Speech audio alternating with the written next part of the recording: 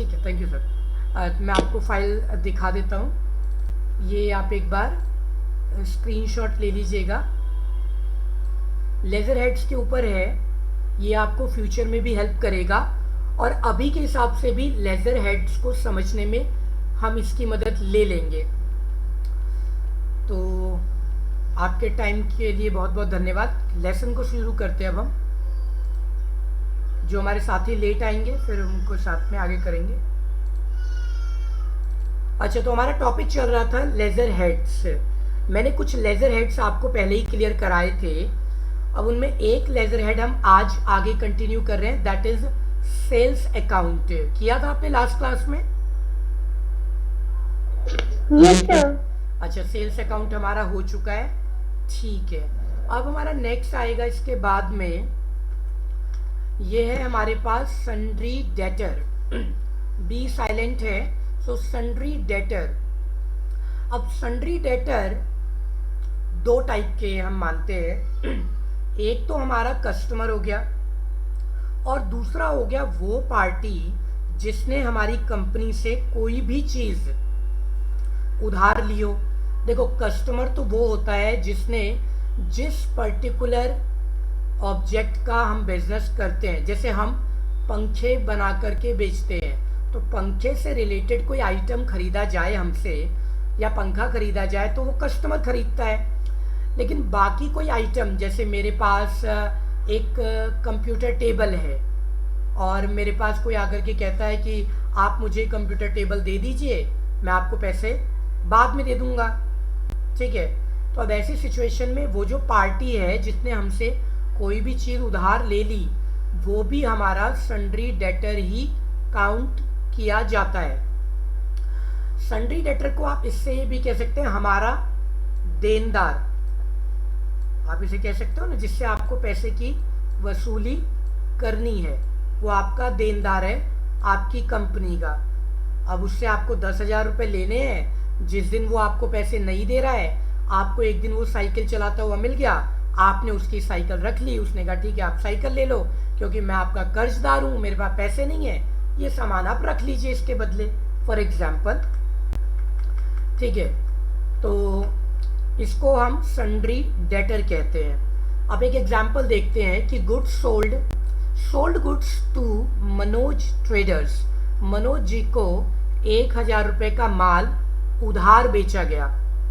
अगर नगद बेचा गया होता तो मनोज जी की एंट्री नहीं करते, हम सीधे सीधे कैश की एंट्री करते। इसको समझते हैं, आप एक दुकान पर गए और आपने एक पार्ले जी बिस्किट का पैकेट या गुड डे बिस्किट का पैकेट लिया, 10 रुपये आपने शॉपकीपर को दे दिए। अब क्या लगता है आपको कि शॉपकीपर आपसे आपका नाम एड्रेस पूछेगा क्या? नहीं सर।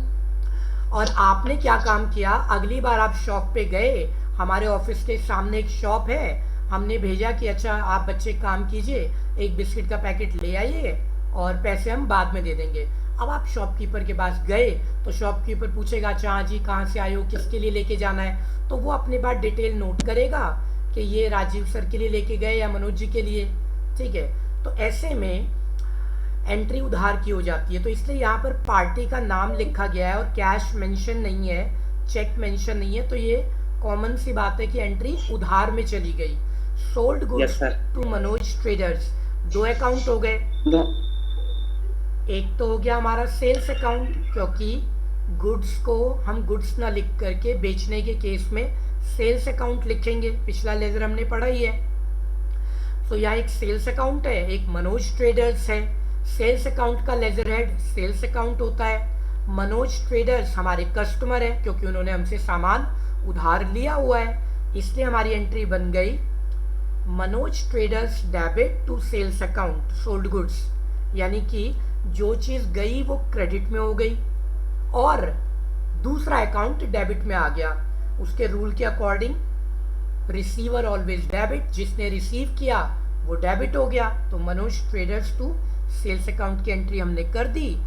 यहाँ पर हमारे पास एंट्री आ गई sundry debtor and sales account का लेजर हेड हमने ऐड कर दिया। तो इस तरीके से आप सन्ड्री डेटर की एंट्री करते हैं। एक और एग्जाम्पल मैं आपको सन्ड्री डेटर का देता हूँ। अभी जो मैंने आपसे स्क्रीन शेयर कराई थी और इमेज क्लिक कराई थी जो स्टूडेंट टाइम से आ गए, उसमें हमने मेंशन किया हुआ है सन्ड्री, डेटर, क्रेडिटर्स। ये बाद में ना आपको हेल्प करेंगे, इनमें जो भी नाम दिए गए हैं एक एग्जाम्पल है, हम इनकी एंट्री करेंगे, इसीलिए मैंने कहा था स्क्रीनशॉट ले लीजिएगा। चलिए तो आगे चलते हैं। आज मौसम की वजह से अटेंडेंस थोड़ी कम लग रही है मुझे, कोई बात नहीं। तो एक और एग्जाम्पल सन्ड्री डेटर का हम देखेंगे। सन्ड्री डेटर में अब हमने क्या किया, हमारे पास कुछ स्क्रैप है, कबाड़ इकट्ठा हो गया, जैसे रद्दी इकट्ठी हो गई, न्यूज़पेपर इकट्ठा हो गया।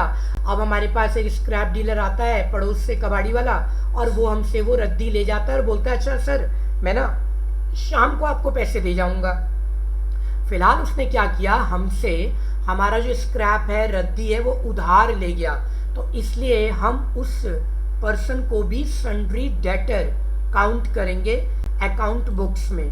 तो यहाँ पर एक एग्जाम्पल हम देखते हैं फिर से। Sold old newspaper to Sonu, Sonu को उधार न्यूज़पेपर बेच दिया गया। तो यहाँ पर दो अकाउंट, क्योंकि इस बार ओल्ड न्यूज़पेपर बेचा गया है, तो ओल्ड न्यूज़पेपर और सोनू, क्योंकि फिजिकल कैश इसमें इन्वॉल्व नहीं है, इसलिए हमने जो एंट्री बनाई वो बनाई सोनू टू ओल्ड न्यूज़पेपर, क्योंकि जो चीज़ हमारे पास से गई वो हमने क्रेडिट साइड में लिखा। वैसे ये जो ओल्ड न्यूज़पेपर है वो नॉमिनल अकाउंट है, all the profit and gains are credit, क्योंकि ये हमारे लिए फायदा है। जब आप रद्दी बेचते हैं तो आपको प्रॉफिट होता है, इसलिए आपने प्रॉफिट को क्रेडिट साइड लिख दिया। तो सोनू को हमने सन्ड्री डेटर लिखा, जबकि ओल्ड न्यूज़पेपर हमारा इनडायरेक्ट इनकम है। अभी हमने इनडायरेक्ट इनकम नहीं पढ़ा है, अभी एक दो स्लाइड बाद आप इनडायरेक्ट इनकम को पढ़ेंगे। तो इसलिए मैंने यहाँ पर ओल्ड न्यूज़पेपर क्रेडिट कर दिया है और सोनू को मैंने यहाँ पर डेबिट करके सन्ड्री डेटर बना दिया है। वो पार्टी जो हमसे कोई भी सामान उधार लेती है हमारी कंपनी से, वो हमारे लिए सन्ड्री डेटर होता है। इसी के ऑपोजिट में होता है सन्ड्री क्रेडिटर। अब जो सन्ड्री क्रेडिटर है वो दो टाइप के, एक तो हमारा सप्लायर हो गया या वेंडर, यानी कि वो व्यक्ति या कंपनी जिससे हम सामान खरीदते हैं, क्योंकि हमें माल चाहिए तो हमें माल खरीदना होता है सप्लायर वेंडर से। और उस तरीके की दूसरी पार्टियां जिन्होंने हमें कोई चीज़ उधार दे दी, जरूरी नहीं है कि उन्होंने हमें गुड्स दिया हो। अब जैसे हमारा बिजनेस है कंप्यूटर सेल एंड परचेज का, अब कंप्यूटर रिलेटेड जो भी पार्ट्स हम खरीदते हैं किसी से, वो हमारे सप्लायर्स होते हैं। लेकिन हमारी कंपनी को ज़रूरत पड़ गई माल ट्रांसपोर्टेशन के लिए, एक कार की, एक जगह से दूसरी जगह ले जाने के लिए सामान को, हमने कार खरीदी और वो उधार खरीद ली, तो जिस पार्टी से हमने उधार खरीदा वो भी हमारा सन्ड्री क्रेडिटर हो गया, because the parties who gave something on credit to our company, हमारी कंपनी को जो चीज़ उसने उधार दी है, इसका मतलब वो हमारा लेनदार है जो हमसे वसूली करेगा।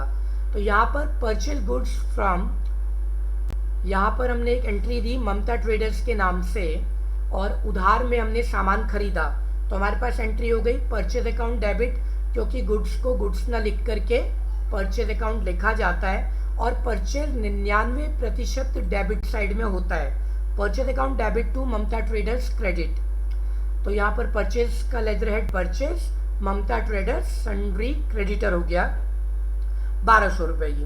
अब एक और एग्जाम्पल देखते हैं। जैसा मैंने आपको बोला हमें कार खरीदने की आवश्यकता है, हमने एक कार टाटा मोटर्स से उधार खरीद ली, 4 लाख रुपए की कार ले ली हमने। यहाँ पर ये 4 लाख रुपए की एंट्री करनी है उधार की, ये एंट्री हो गई, कार आई और गिवर ऑलवेज क्रेडिट, टाटा जिसने दिया वो क्रेडिट हो गया।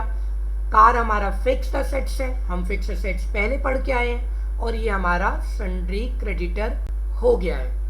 ठीक है, इस तरीके से हम लेजर हेड्स की एंट्री करते हैं। ठीक है साथियों, तो और आगे बढ़ते हैं। आज तो नंबर कम चल रहा है अटेंडेंस का। ठीक है, नाउ द नेक्स्ट वन। जहां भी आपको कोई डाउट हो आप अपना क्वेश्चन पूछ सकते हैं या हैंड रेज कर सकते हैं, मैं देख करके आपके क्वेश्चंस ले लिया करूंगा। Okay, so I was talking about the next topic, that is the expense. अब जितने भी एक्सपेंडिचर्स होते हैं, एक्चुअल में अकाउंट की भाषा में दो एक्सपेंस होते हैं. एक होता है इनडायरेक्ट एक्सपेंस, एक होता है डायरेक्ट एक्सपेंस. लेकिन टैली में क्या किया गया है कि एक और एक्सपेंस ऐड कर दिया गया, मिसलेनियस एक्सपेंस, और उसे बना दिया गया एसेट्स. फिलहाल हम इनडायरेक्ट एक्सपेंस और डायरेक्ट एक्सपेंस की बात करेंगे. अच्छा साथियों, क्या लगता है कि इनडायरेक्ट एक्सपेंस और डायरेक्ट एक्सपेंस में क्या डिफरेंस हो सकता है? कोई भी हमारे साथी, सही या गलत? Sir hello. एक्सपेंसेस सैलरी हो गया. जी हाँ, ठीक है. और सर डेप्रिसिएशन. और इनडायरेक्ट एक्सपेंसेस वो बिजली का बिल. अच्छा ठीक है. सर नेहा, एक तो हो गया डेप्रिसिएशन. नेहा कुछ कहना चाहते हैं, बाकी लोग म्यूट कर लीजिएगा अपने आप को. सर जो हमारे फैक्ट्री तक के खर्चे होते हैं वो हमारे डायरेक्ट एक्सपेंस में आते हैं, और जो बाहर से खर्चे होते हैं वो इनडायरेक्ट एक्सपेंस में आते हैं. Thank you Neha. निशांत, आप कुछ कहना चाहते हैं? Yes sir. सर डेप्रिसिएशन हो गया इनडायरेक्टली. ठीक है. विकास कुछ कह रहे थे? विवेक, सॉरी विवेक.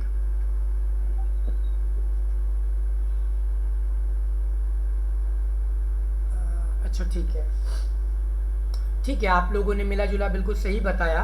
तो इसको थोड़ा सा आसान कर लेते हैं. डायरेक्ट एक्सपेंस का मतलब ये मान लेते हैं हमारी भाषा में कि ऐसे खर्चे जो कि हमारे प्रोडक्शन से रिलेटेड होते हैं, माल के उत्पादन और विक्रय से जुड़े होते हैं. जैसा कि अभी नेहा ने बताया कि भाई फैक्ट्री से रिलेटेड है, तो फैक्ट्री से रिलेटेड प्रोडक्शन और सेल्स से रिलेटेड एक्सपेंस होते हैं वो. या और आसान कर लेते हैं, जो खर्चे आपको हाथों हाथ करने पड़ जाते हैं उनको हम डायरेक्ट एक्सपेंस कहते हैं. जैसे कि मान लीजिए आपको वेजेस देना पड़ा, मजदूरों को मजदूरी देनी पड़ी. अब मजदूरी तो आमतौर पर डेली दी जानी चाहिए. आपने एक बुलाया, इलेक्ट्रीशियन को बुलाया कि भाई ये मेरा बोर्ड रिपेयर कर दीजिए. अब ये बोर्ड रिपेयर करके चला गया वो. अब उसको पेमेंट आप क्या करोगे? भाई अगले महीने आना, मुझे अगले महीने 30 तारीख को सैलरी देनी है. नहीं, वो तो हैंड टू हैंड ले जाएगा. साथ ही साथ आप इसको प्रोडक्शन से रिलेटेड जोड़ के चलते हैं. जैसे फ्यूल एंड ऑयल हो गया, आपको मशीनों को चलाने के लिए, जनरेटर चलाने के लिए चाहिए, या आपको पैकेजिंग के लिए, ट्रांसपोर्टेशन के लिए चाहिए, कोई खर्चा करते हैं. फ्रेट वगैरह हो गया, ऑक्ट्री हो गया, टैक्स वगैरह जो आप पे करते हैं, वो सारे जो होते हैं आपके डायरेक्ट एक्सपेंस हो जाते हैं. इनडायरेक्ट एक्सपेंस आपके अदर एक्सपेंसेस होते हैं. जैसे कि आपने रेंट पे कर दिया, आपने इलेक्ट्रिसिटी बिल दिया नॉर्मली ऑफिस के लिए, या सैलरी दे दी है, तो ये सब इनडायरेक्ट एक्सपेंस में काउंट होते हैं. ठीक है.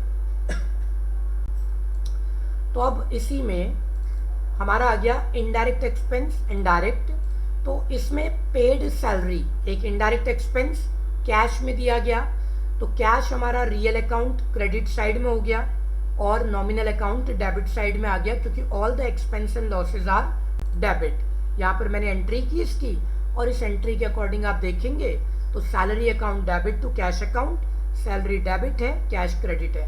अच्छा, स्क्रीन में कई बार ना टाइपिंग मिस्टेक होती है हमारी टीम से, तो आप हमें करेक्ट भी कर सकते हैं कि सर यहाँ कुछ गड़बड़ है, तो हम उसको इमीडिएट करेक्ट कर देंगे हमारी टीम की तरफ से. और ये हमारा इस तरीके से हो गया. तो अब सबसे इम्पोर्टेंट चीज़ क्या है साथियों, कि जब अगर आपको डेबिट और क्रेडिट करना आ गया तो आप आसानी से लेजर हेड लिख पाएंगे. अगर आपका डेबिट और क्रेडिट ही गलत हो गया तो फिर तो ऑटोमेटिक लेजर हेड गलत हो ही जाएगा. आपने ऊपर कुछ और लिख दिया, या आपने पेड लिख दिया, वो पेड को भी समझ लेगा. इसलिए सही लेजर का होना जरूरी है. चलिए नेक्स्ट जो हम कर रहे थे उसके लिए मैं आपको एक और असाइनमेंट दे देता हूँ. वो असाइनमेंट भी आप उसकी इमेज स्क्रीनशॉट ले लीजिएगा. मैं ज़रा उसको निकालता हूँ. यहाँ पर ये फाइल चलेगी.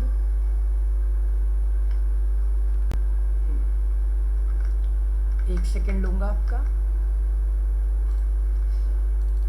ये स्क्रीन है, इसकी स्क्रीनशॉट ले लीजिए. अगर पढ़ने में नहीं आ रहा है तो मैं इसे जूम करूंगा आपके लिए। इमेज क्लिक करके जूम करके देखिए क्लियर है नहीं है। यस सर, क्लियर है। क्लियर है ना, ठीक है। ये आप टीचर्स के लिए ना काफ़ी ज़्यादा हेल्पफुल होगा। फ्यूचर में आप अपने स्टूडेंट्स को भी असाइनमेंट दे सकते हैं, उससे पहले आप इसे सॉल्व कर लीजिएगा आसानी से।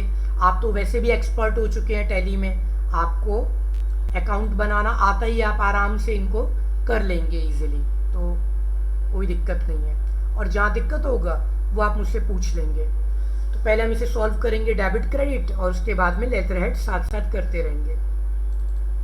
अच्छा, नेक्स्ट में चलते हैं आपके। तो ये एक्सपेंस हो गया, तो पहले आपका एक्सपेंस आएगा। एक्सपेंस चाहे वो इनडायरेक्ट हो या डायरेक्ट हो, आएगा वो हमेशा डेबिट साइड में ही, because all the expense and losses are debit. ये हमने पहले ट्रांजेक्शन में किया हुआ है।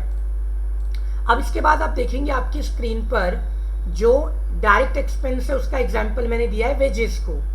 Paid wages for cash 2500 rupees, तो वही आ गया wages account debit, all the expense and losses are debit to cash account. तो जो जाने वाली चीज क्रेडिट हो गई, जिसके अगेंस्ट गया वो डेबिट में आ गया।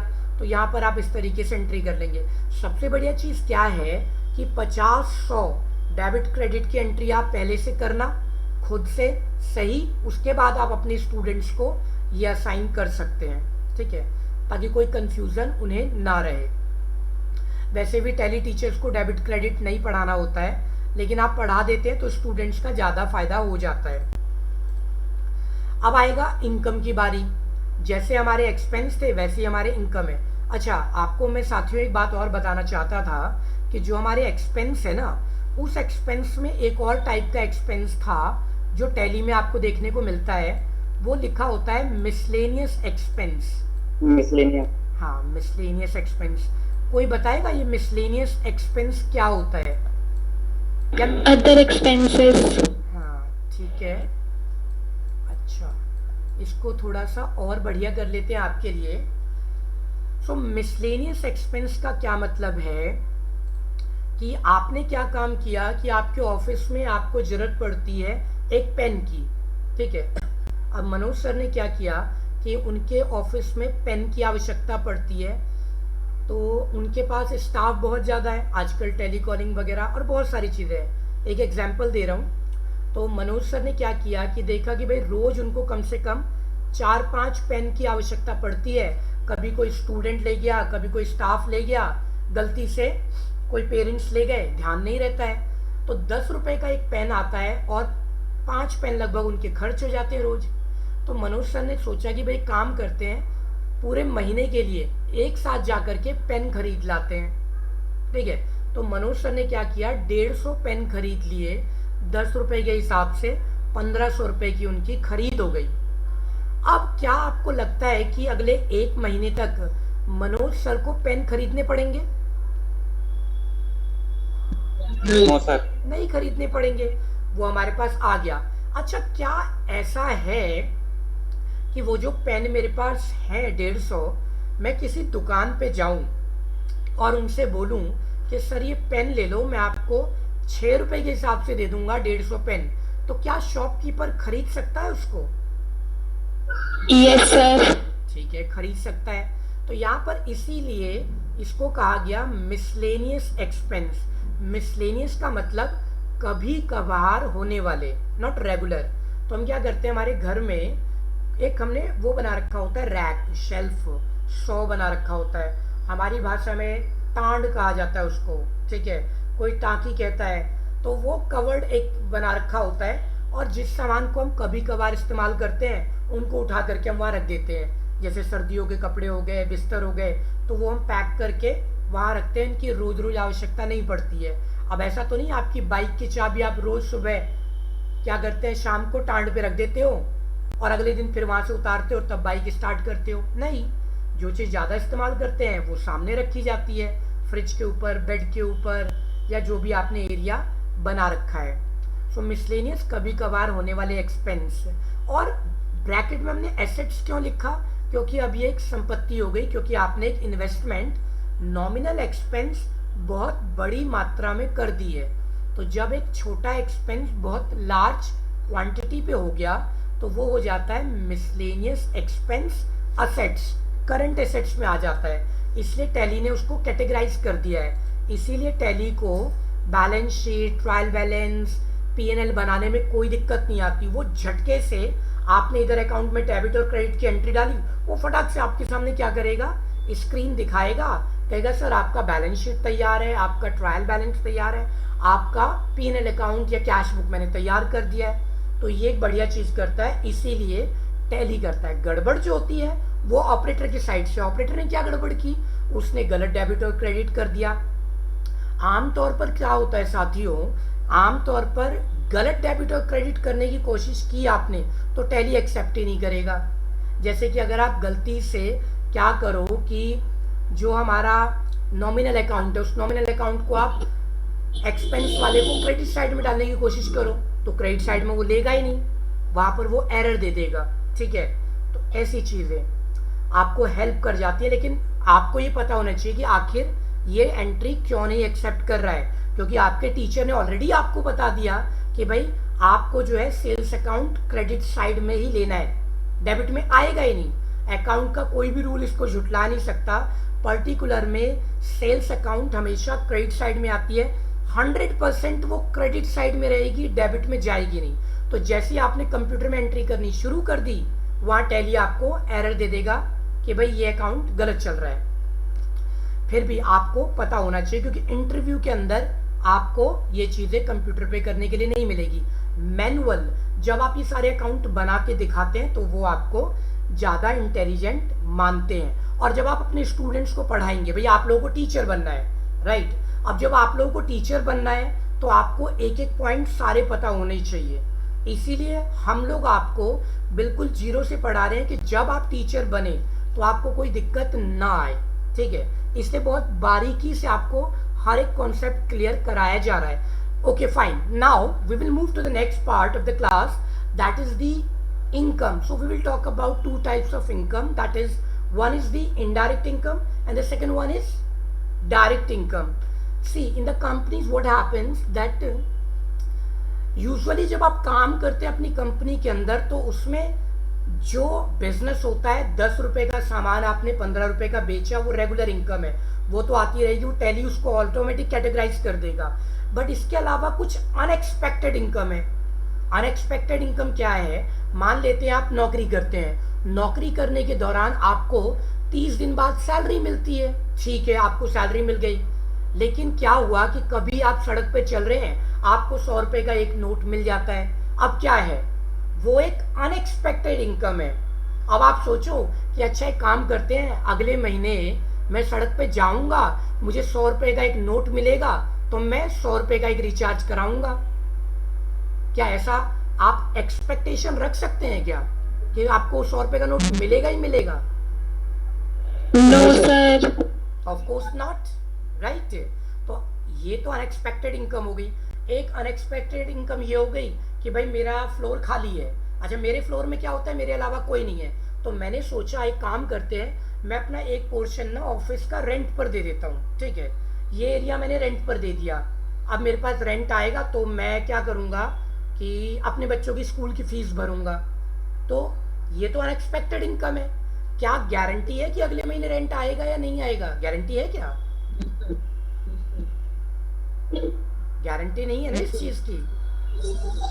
तो ये अनएक्सपेक्टेड इनकम है। सो सी द एग्जांपल, लाइक आपको डिस्काउंट मिला, आपको इंटरेस्ट मिला, आपको यहाँ पर कमीशन मिल गया, और मान लेते हैं मेरे पास ये शीशे का दरवाजा लगा है, वो शीशे का दरवाजा टूट गया, लॉस तो हो गया, लेकिन वो जो डैमेज था उसको मैंने कबाड़ में बेच दिया, तो वो भी तो मुझे प्रॉफिट हो गया ना। तो ऐसी इनकम हमारी अनएक्सपेक्टेड इनकम जो होती है वो हमारी इनडायरेक्ट इनकम होती है। तो यहाँ पर all the incomes profit and gains are credit side. तो जो आया, कैश आया, और जो हमारा इनकम है वो क्रेडिट में हो गया। कैश को हमने डेबिट किया, आप रेंट रिसीवेबल अकाउंट बनाए या रिसीव रेंट बना दीजिए, दोनों ही सही है, उसमें कोई दिक्कत नहीं, उसको आपने क्रेडिट साइड में लिख दिया और यहाँ इनडायरेक्ट इनकम कर दी। जैसे मैंने ओल्ड न्यूज़पेपर दिया था तो उनको आप यहाँ पर रख सकते हैं। इन सब का फॉर्मेट यही होगा, या तो वो होगा कैश में होगा या फिर वो चेक में होगा पेमेंट जो आएगी आपके पास। डायरेक्ट इनकम दो ही टाइप की होती है। डायरेक्ट इनकम यहाँ पर दो है। एक तो हो गया आपका फीस, जब आप कोई सर्विस किसी को देते हैं उसके अगेंस्ट में आप फीस लेते हैं। जैसे मैं आपको पढ़ा रहा हूँ और मैं पढ़ाते हुए कहता हूँ कि अच्छा बच्चों एक काम करते हैं, मैं ना आपको आपके घर के पास में कंप्यूटर क्लास दूंगा। थ्योरी तो आप ऑनलाइन लेते रहिए, लेकिन घर के पास में आपको कंप्यूटर मिल जाएगा प्रैक्टिस करने के लिए। अब आप सभी स्टूडेंट के पास हो सकता है कंप्यूटर ना हो, तो आप फीस कहेंगे अच्छा सर आप फीस ले लीजिए। अच्छा मान लेते हैं, तो स्टूडेंट आपको क्या लगता है कि आप कितनी फीस देंगे? अगर मान लीजिए मैं आपको कंप्यूटर प्रैक्टिस के लिए आपके घर के पास एक इंस्टीट्यूट में अरेंज कर देता हूँ, तो कितनी फीस आप पे कर पाएंगे? एक आइडिया दीजिए। Maybe 500. ठीक है 500 हाँ पर मंथ। 1000. 500 पर मंथ एक तो जस्टिफाइड अमाउंट है ना, एक Yes, इतना sir. तो होना चाहिए कि भाई ये सर्विसेज आपको मिल रही है तो 500 रुपये देंगे। बाकी लोग तो नाराज से लग रहे हैं, जैसे मैंने अभी उनकी पॉकेट में हाथ डालना है और वो 500 रुपये निकाल लेने हैं, वो तो हाँ ना भी नहीं बोल रहे हैं कि एक बार हमने कह दिया तो सर जबरदस्ती ले ही लेंगे। कुछ हाँ ना जवाब तो दे दीजिए। Yes, sir. 500. 500 अच्छा ठीक है। तो अब क्या है, ये जो फीस है आपकी, ये फीस जो हमारी होगी वो हम डालते हैं डायरेक्ट इनकम में। ठीक है, तो हम इसको कर देते हैं यहाँ, उसमें हम डाल देते हैं कैश अकाउंट डेबिट, अगर आपने कैश में पेमेंट दी, और टू हमने बना दिया यहाँ पर स्टूडेंट फी बना दिया, उसको कर दिया। अब कई कंपनियां उसमें क्या करती है, इसमें आप ही का नाम लिख देती है या उसको कॉस्ट सेंटर बना देती है। तो वो अलग अलग टेक्निक्स है इनकी एंट्री करने की। दूसरा एक होता है इसमें सर्विस चार्ज। आप कंप्यूटर रिपेयर कराने के लिए मेरे पास आए और मैंने कहा भाई देखो ऐसा है, कंप्यूटर में कोई भी खराबी हो मैं हाथ लगाने के पैसे आपसे ले लूँगा, मैं तो हाथ लगाने के पैसे आपसे लूँगा ही लूँगा। ठीक है, तो सर्विस चार्ज भी डायरेक्ट इनकम होता है। ठीक है अब आप बाइक रिपेयर कराने जाते हैं तो सर्विस चार्ज जोड़ देता है, टीवी रिपेयर कराइए, मोबाइल रिपेयर कराइए, सामान जो डलेगा वो अलग है लेकिन सर्विस चार्ज अलग है। और मैं आपको एक और मजे की बात बताऊं कि मुझे नहीं पता कि आप स्टूडेंट क्या फीस देते हैं, मनोज सर को नहीं पता।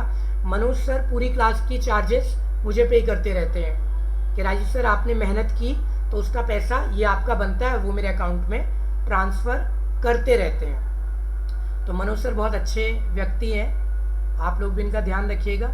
ठीक है, तो उनको अटेंडेंस पूरी देते रहिए, वो आपकी बहुत ज़्यादा हेल्प कर रहे हैं और बहुत। हाँ जी सर मैं कह रहा था अटेंडेंस का लिंक आज के अटेंडेंस का अटेंडेंस से। हाँ वो आ जाएगा, अभी आ जाएगा, कोई Yes, बात sir. नहीं, आ जाएगा। नहीं सर 7 बज गए, 7 बज गए ना। हाँ 7 बज गए हैं। वैसे मैंने Yes, sir. स्क्रीनशॉट ले लिया है, ओके सर। तो वो रिकॉर्ड भी मेरे पास है। आपकी हर क्लास ना रिकॉर्डेड होती है हमारे पास में, ओके सर। तभी तो बाद में हम चेक कर लेते हैं कौन ड्राइंग कर रहा था, कौन कुछ गड़बड़ कर रहा था, तो वो सारी चीज़ें रिकॉर्डेड होती है। इसीलिए मैं बीच में बोलता हूँ कि आप धीरे से भी बोलेंगे ना तो मेरे पास आवाज़ आ जाएगी, वो स्पीकर पे बहुत तेज़ आती है आवाज़। Okay sir. अच्छा चलिए, तो इनकम के बारे में बात हो गई। तो डायरेक्ट इनकम दो ही है, फीस और सर्विस चार्ज। इनडायरेक्ट इनकम यहाँ पर ये है। ठीक है, इसको कर लेंगे। और मजे की आपको एक बात और बताता हूँ, अभी आप अकाउंट में पढ़ोगे ना तो आजकल गूगल का ज़माना है। मैं अकाउंट में आपको ऐसी चीज़ पढ़ाऊँगा कि जितनी भी किताबें हैं उन सभी किताबों में लिखा कुछ और होगा और जो मैं आपको पढ़ाऊँगा वो कुछ और होगा, एक टॉपिक। और वहाँ पर मैं आपसे कहूँगा कि किताब जो लिखी है उसको छोड़ दो, जो टीचर ने बताया वो मान लो सही।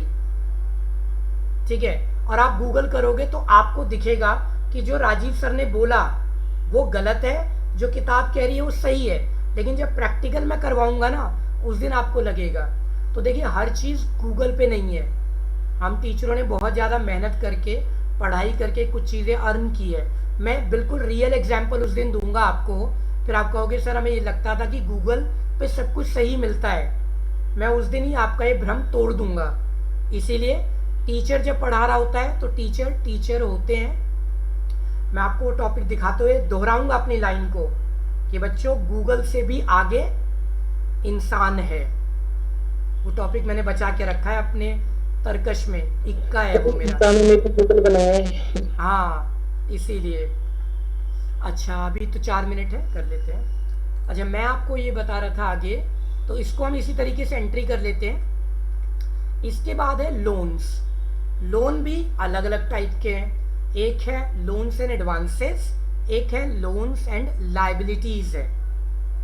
लोन्स एंड एडवांसेस में क्या होता है कि जब आपने किसी को लोन दिया हो या एडवांस दे रखा हो, बिजनेस में होता ही है आउटवर्ड, जब आपने किसी को लोन दिया हो या एडवांस दिया हो, आपके यहाँ बहुत सारे लोग काम करते हैं तो आपको कभी एडवांस सैलरी देनी पड़ती है, कभी आपको एडवांस रेंट देना पड़ जाता है, कभी आप अपनी कंपनी का इंश्योरेंस कराते हैं तो आप एडवांस में इंश्योरेंस प्रीमियम देते हैं। आप जो ये प्रीपेड कनेक्शन लेते हैं मोबाइल का, वो भी तो एडवांस होता है। आप क्या करते हो, पहले रिचार्ज कराते हो प्रीपेड और उसके बाद यूज करते हो, तो ये आप एडवांस दे देते हो, ठीक है। ऐसे ही लोन्स एंड लायबिलिटीज है, तो ये हो गया लोन्स एंड लायबिलिटीज में जब आपने किसी से एडवांस ले लिया। पहले हम एक करके लोन्स एंड एडवांस करते हैं, फिर लायबिलिटीज पर आएंगे। तो लोन्स एंड एडवांसेस, अब क्या हुआ, आपकी कंपनी में एक छोटी कंपनी आती है और वो कहती है कि सर आप हमें लोन दे दीजिए। तो उन्होंने कहा ठीक है भाई मैं आपको लोन दे देता हूँ, मुझे आप इतना इंटरेस्ट दे देना। तो हम भी लोन दूसरी कंपनियों को, स्मॉल कंपनियों को दे सकते हैं। तो वो चला जाता है लोन्स एंड एडवांसेस। ये एक्चुअल में ना करंट एसेट्स है, तो टैली ने ना करंट एसेट्स को आसान कर दिया है। करंट एसेट्स ऐसे एसेट्स होते हैं जो 24 घंटे के अंदर से लेके 1 महीने में कैश में कन्वर्ट हो जाते हैं, ठीक है। तो सन्ड्री डेटर्स के अलावा लोन्स एंड एडवांसेस, ये सब बैंक अकाउंट्स करंट एसेट्स हैं, तो उनको टैली ने और ज़्यादा कैटेगराइज कर दिया। अब देखिए यहाँ पर एक एग्जांपल, पेड एडवांस सैलरी, इसे आप एडवांस सैलरी भी लिख सकते हैं या प्रीपेड सैलरी भी लिख सकते हैं, पहले से भुगतान कर दिया गया। तो यहाँ पर ये करंट एसेट्स है, इसलिए इसको लोन्स एंड एडवांसेस में डाल दिया गया। So prepaid salary account debit to cash account. बाद में इसकी एडजस्टमेंट होगी, वो जनरल वाउचर बनेगा इसका, उसमें इसकी एडजस्टमेंट होगी, तो एडजस्टमेंट हम आगे सीखेंगे step by step. So prepaid salary account debit to cash account, ये हो गया। अब लोन, अब इसमें क्या हो सकता था, prepaid electricity bill, prepaid mobile bill, prepaid rent हो गया, ठीक है। Ram Kumar loan account to cash या चेक बैंक अकाउंट हो गया, वो सब इसी फॉर्मेट में आएंगे, बस नाम बदल जाएंगे। डेबिट वाले और क्रेडिट वाले, कैश होगा तो कैश, बैंक होगा, चेक होगा तो बैंक अकाउंट, बस ऊपर का हेड चेंज कर दीजिएगा, एंट्री सारी एक जैसी होंगी। लोन्स एंड लायबिलिटीज, आपने सैलरी नहीं पे की तो आउटस्टैंडिंग सैलरी हो गया आपके ऊपर। आपने किसी बैंक से कर्ज ले लिया तो वो भी आपका लोन्स एंड लायबिलिटीज में आ गया, जिसको हम आगे कवर करेंगे। अच्छा अभी आप थोड़ा सा मुझे 1 मिनट में फीडबैक दीजिए कि आपकी टैली की क्लास कैसी चल रही है। Excellent, sir. अच्छा It is going very good. Okay thank you very good. जी Awesome. जी विवेक क्या, Good, sir. अच्छा ठीक है, मैंने पूछा इसीलिए या वाकई में आसान है? नहीं sir, No, sir. Easy. Literally, it is very easy. मैं बताऊं आपको, अगर टीचर बनना है, कुछ ही सेकंड है, टीचर बनना है तो मैं आपको बताऊं कि एक अनपढ़ को पकड़ लो और उसको ना अपना कॉन्सेप्ट पढ़ाना शुरू कर दो। जिस दिन उसको आपका कॉन्सेप्ट समझ में आ गया तो इसका मतलब आपको टैली आ गई समझ। जैसे हमारे जो चौकीदार हैं, पियोन है, ठीक है, जो कम पढ़े लिखे लोग हैं, उनको बिठाओ सामने वाले को हाथ जोड़ के, भाई तेरे 10 मिनट का टाइम चाहिए, मैं तेरे को एक चीज़ समझा रहा हूँ कि जिसको माल बेचा जाए उधार वो हमारा सन्ड्री डेटर होता है। जब वो कह दे रिप्लाई तो इसका मतलब आप किसी को भी अकाउंट्स पढ़ा देंगे आसानी से। चलिए ये हमारी टैली की क्लास का कॉन्सेप्ट।